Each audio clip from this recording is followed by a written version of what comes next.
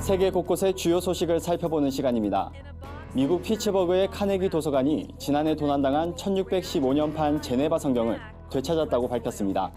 미국 연방수사국 측은 이 성경을 네덜란드 레이던에 있는 미국 순례자 박물관이 소장 중인 것을 확인하고 반환받았다고 밝혔습니다.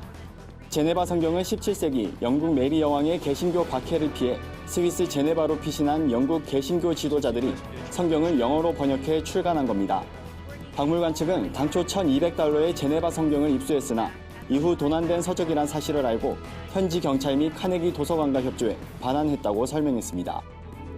미국 락교회 마일즈 맥퍼슨 목사가 미국 교회가 인종화합을 향한 긍정적인 발걸음을 만들고 있다고 말해 그 의미에 관심이 쏠립니다.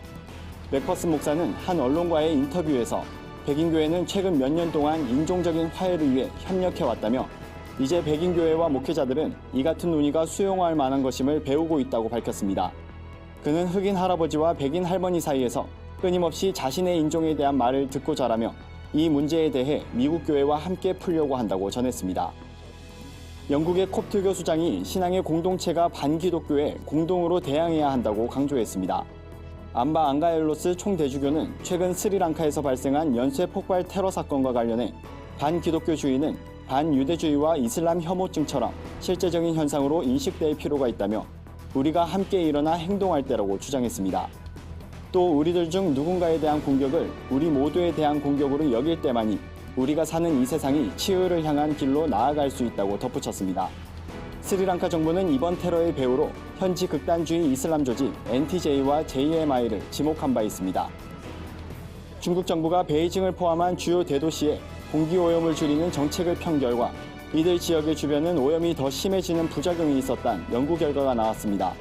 사이언스 어드밴시스에 게재된 한 논문에 따르면 중국의 수도권인 짐진지의 초미세먼지 농도는 정책 변화가 없는 곳 대비 34% 낮아졌지만 이를 둘러싼 주변 지역은 평균 5% 높아진 것으로 나타났습니다. 논문은 짐진지에서 아웃소싱한 오염물질이 대기 흐름 때문에 다시 돌아올 수도 있다고 지적했습니다. 지난달 사이클론 이다이가 강타한 모잠비크의 일부 지역에서 부족장과 정부 관리가 구호 식량을 배급하는 조건으로 여성에게 성상납을 강요하는 범죄가 벌어지고 있다는 주장이 나왔습니다. 국제인권단체 휴먼 라이츠 워치는 구호단체가 미치지 못하는 피해 지역에서 이 같은 일이 일어났다고 밝혔습니다. 구호 식량을 주고 성상납을 요구한 일부 관리는 이를 발설하면 보복하겠다고 여성을 위협하기까지 한 것으로 알려졌습니다.